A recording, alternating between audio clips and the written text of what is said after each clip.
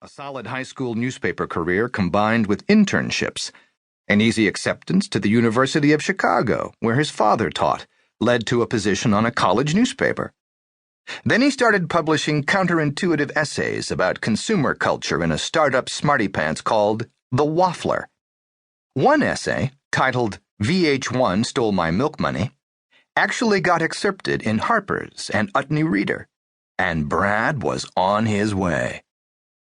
He applied to be a junior editor at the New Century, just a summer gig, though not an internship either. They paid $250 a week. This was the rarest of opportunities, and Brad got it, beating out hundreds of other candidates. He moved to D.C. for the summer, ready to fulfill all his promise. When he got there, he found that he was no longer the smartest person in the room. In fact, he had no sources and no ideas, which was new to him because he always had ideas. His entire output at the magazine consisted of a 1,000-word piece about fifth-party weirdos running for president and a brief about how the police had railroaded Pee Wee Herman when they'd caught him jerking it in a movie theater. He left a week early, saying he had to get back to Chicago because his dad was ill. That was the end of his career in punditry, the only career he'd ever considered. The late 90s found him a copywriter at a Chicago ad agency, making nearly $40,000. Hardly a tragedy. He had health insurance and a modest pension and a decent amount of free time, which he used to write a novel, find an agent, and actually get the book published with a mainstream house. Called Going Nuclear, it was about employees at a Chicago ad agency who try to keep their business running after a terrifying industrial accident wipes out most of the eastern seaboard. Going Nuclear was reviewed, mostly well, in the places where it needed to get reviewed. Janet Maslin in the New York Times called it a darkly comic satire of the way we live now. He was interviewed on Weekend Edition and profiled in the Chicago Tribune. A magazine, which no longer existed, that covered the book industry, which barely still existed, had named him a writer to watch.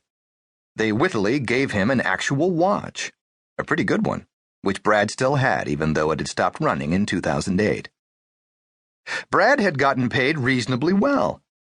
He intended to write another book and to proceed with his life, which, despite some early disappointments, had gone about as well as he could ever have hoped. And then Hollywood, as it likes to do, ruined everything. One day in the spring of 2000, when the world was innocent and young, the phone rang in Brad's office. "Hello?" he said. "Is this the Brad Cohen?" asked a voice, female, slightly slurry and slightly chirpy. "It's a Brad Cohen." There followed a streak of laughter that sounded like a madwoman cackling over a cauldron. If Brad had hung up the phone right there, which he considered, fate would have possibly spared him a decade of debt and humiliation. But instead, he waited a bit. "Oh my God," the voice said. "You're as funny as your book is." Going Nuclear was certainly wry in places, and definitely ironic throughout, but Brad hadn't even laughed out loud while writing it, so this wasn't a reaction he'd expected. Later, he learned that no one in Hollywood actually ever read anything, except for trade reviews, spec scripts, and gossipy blog posts. For now, though, Brad still lived in the Midwest, and therefore when he heard praise, he thought it was sincere. "Thank you," he said. "You're welcome," said the voice. "Who is this?" "I'm so sorry," she said. "My name is Allison Shreveport. I'm a literary manager for the film strip." "What's that?" "It's a company." "But what does it do?" "Manages people." "What kinds of people?" "Writers, directors, a lot of commercials. Spike Jonze was a client before he went into movies." "Okay," Brad said.